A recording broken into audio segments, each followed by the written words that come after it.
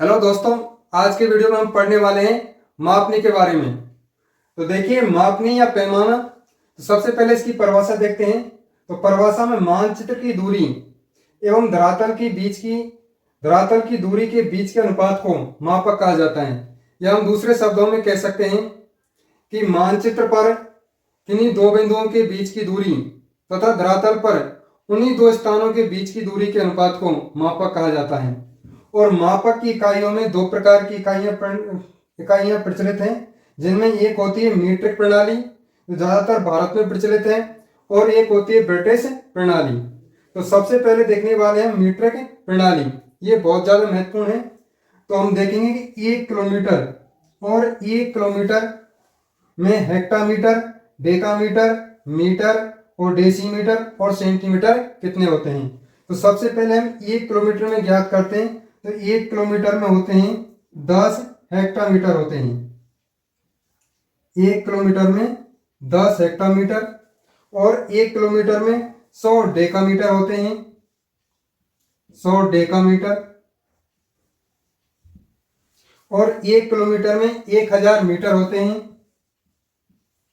1000 metre. और 1 kilometre में 10,000 decimetre होते हैं। 10,000 डेसीमीटर।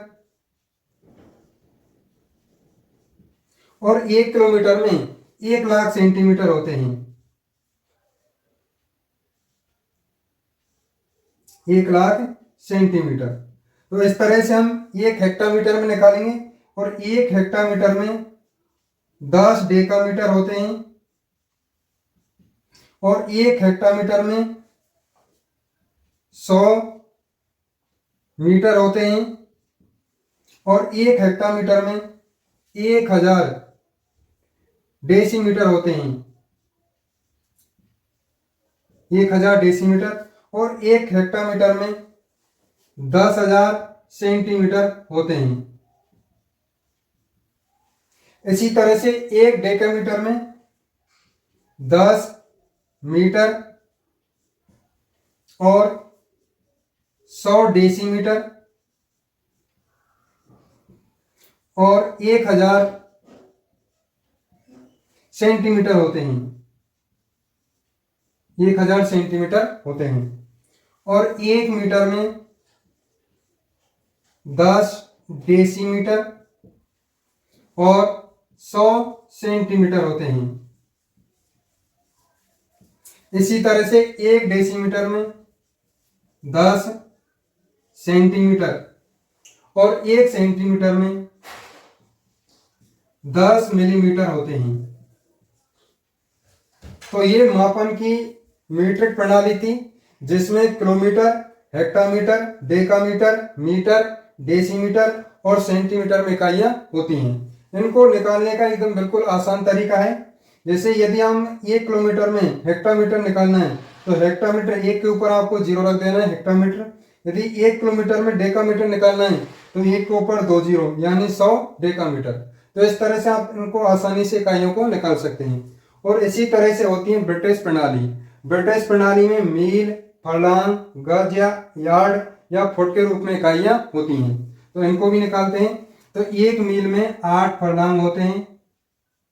1 मील में 8 फरलांग।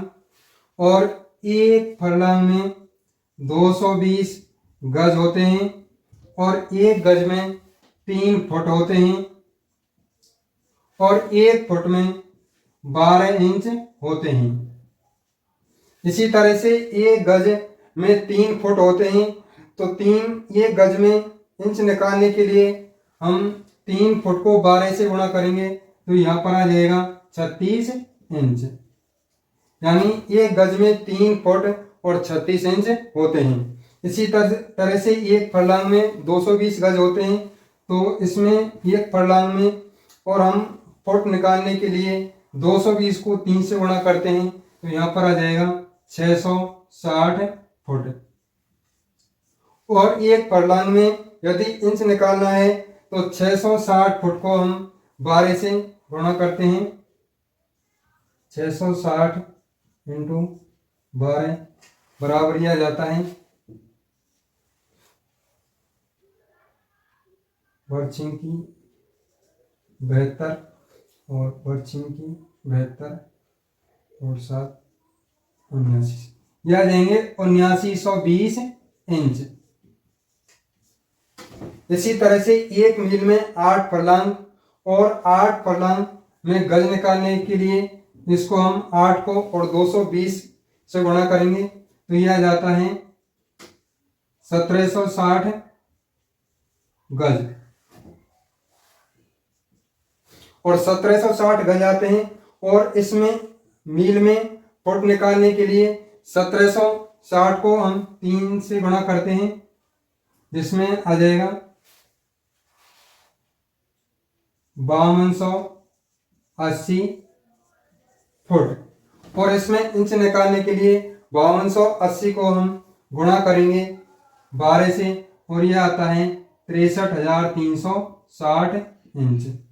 अतः हम कह सकते हैं कि एक मील में 8 फर्लांग 1760 गज 5280 फुट और 63,360 इंच होते हैं। इसी तरह से एक फर्लांग में 220 गज 660 फुट और 5920 इंच होते हैं। और एक गज में 3 फुट और 36 इंच होते हैं और एक फुट में 12 इंच होते हैं। तो इस तरह से ये मापन की इकाइयां थी जो सभी ज्योग्राफी प्रैक्टिकल के लिए उपयोगी है। धन्यवाद।